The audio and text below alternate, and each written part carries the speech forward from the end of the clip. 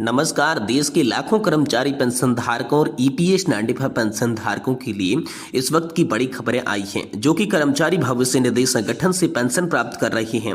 उन सभी के लिए बेहद ही इंपॉर्टेंट खबरें निकलकर सामने आई हैं। जी हां दोस्तों, सरकारी कर्मचारियों और पेंशन भोगियों को तुरंत ध्यान देने योग्य बात है।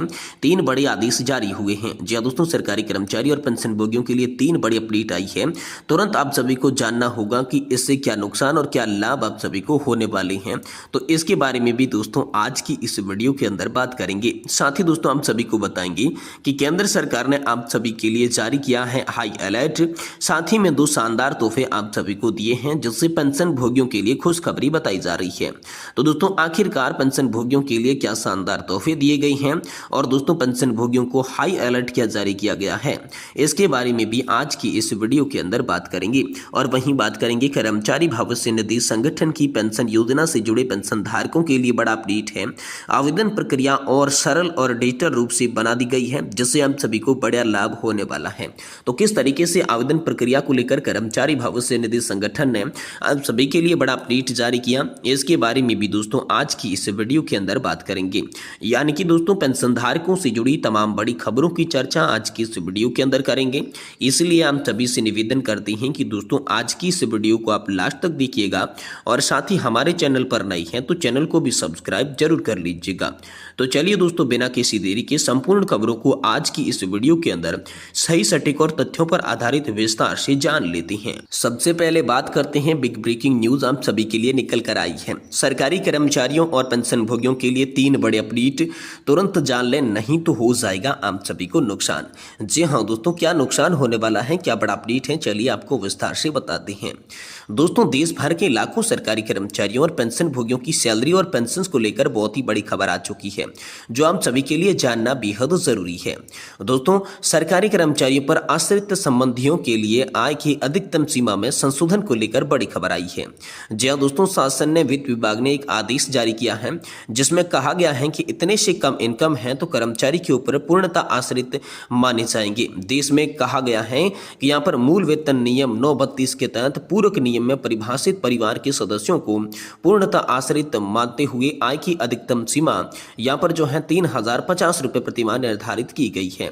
राज्य शासन द्वारा विचारोपरांत लिया गया निर्णय उस सीमा को वृद्धि करके 7750 रुपये प्रति माह किए जाने को लेकर बड़ी खबर है।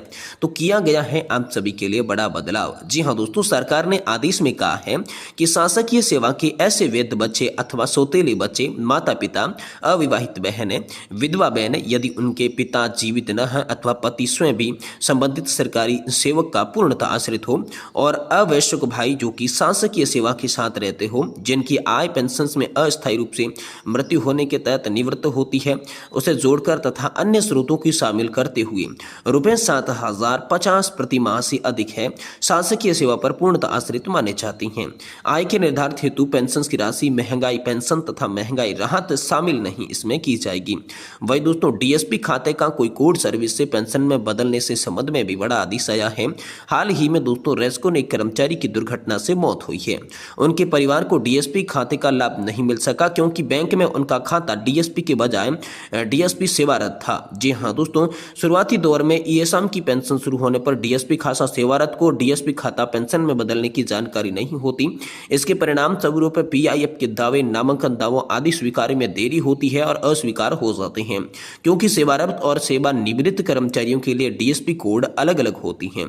तो डीएसपी सर्विस खाते वालों के लिए यहाँ पर बदलाव करा जाए। डीएसपी कोड सर्विस में पेंशन बदलने की उनके डिस्चार्ज पेंशन की तारीख से व्यक्तिगत आवेदन के साथ संबंधित शाखा में संपर्क किया जा सकता है। आपको यह निर्देशित किया जाता है कि ये जो सूचना है आपके अधिकार क्षेत्र में कार्यरत सभी पूर्व सैनिकों तक पहुंचाने का श्रम करें और डीएसपी कोड सर्विस में पेंशन बदलने के लिए उन्हें ज्यादा से ज्यादा प्रेरित करें। वहीं दोस्तों शहीद पुलिस कर्मियों के परिवार को आर्थिक सहायता, इसके लिए नया शासन आदेश लागू। जी दोस्तों, पुलिस कर्मी के शहीद होने पर उनके परिवार को दी जाने वाली 50 लाख रुपए की आर्थिक मदद में आने वाली कानूनी अड़चनों को दूर करने के लिए नया शासन आदेश जारी किया गया है।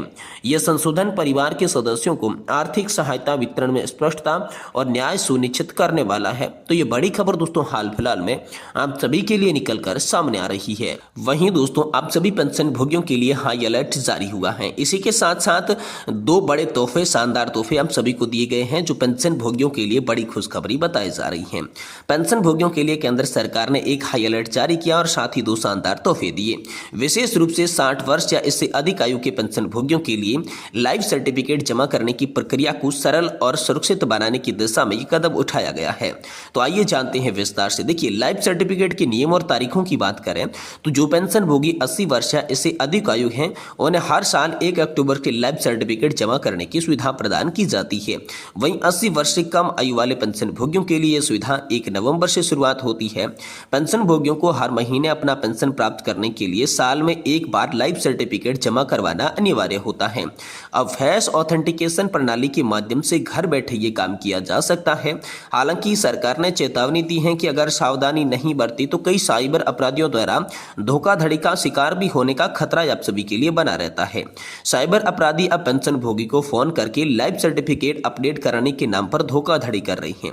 उनके पास पेंशन भोगियों का पूरा डेटा जैसे कि पीपीओ नंबर, आधार कार्ड नंबर, मासिक पेंशन राशि और नॉमिनी की जानकारी होती है। ये अपराधी पेंशन भोगियों को फोन पर ओटीपी साझा करने के लिए कहते हैं। एक बार जब पेंशन भोगी ओटीपी साझा कर देते हैं तो अपराधी उनके बैंक खाते का एक्सेस प्राप्त कर लेती हैं और खाते की पूरी सारी फर्जी खाते में राशि जो है वो ट्रांसफर कर लेती हैं। इसलिए ध्यान रखना होगा कि पेंशन निदेशालय कभी भी फोन लाइफ सर्टिफिकेट अपडेट कराने की मांग यहाँ पर जो है वो नहीं करता। तो केंद्र सरकार ने पेंशन भोगियों के लिए नई सुविधाएं लॉन्च की है, जिसमें बीमार पेंशन भोगी के लिए डोर स्टेप सेवा। जो पेंशन भोगी बीमार है और बैंक तक जाने में असमर्थ है उनके लिए सरकारी कर्मचारियों को घर भेजने का प्रावधान किया गया है। ये कर्मचारी घर पर जाकर लाइफ सर्टिफिकेट जमा करेंगे, जिससे पेंशन भोगी को कहीं जाने की जरूरत नहीं होगी। दूसरा है फेस ऑथेंटिकेशन तकनीकी।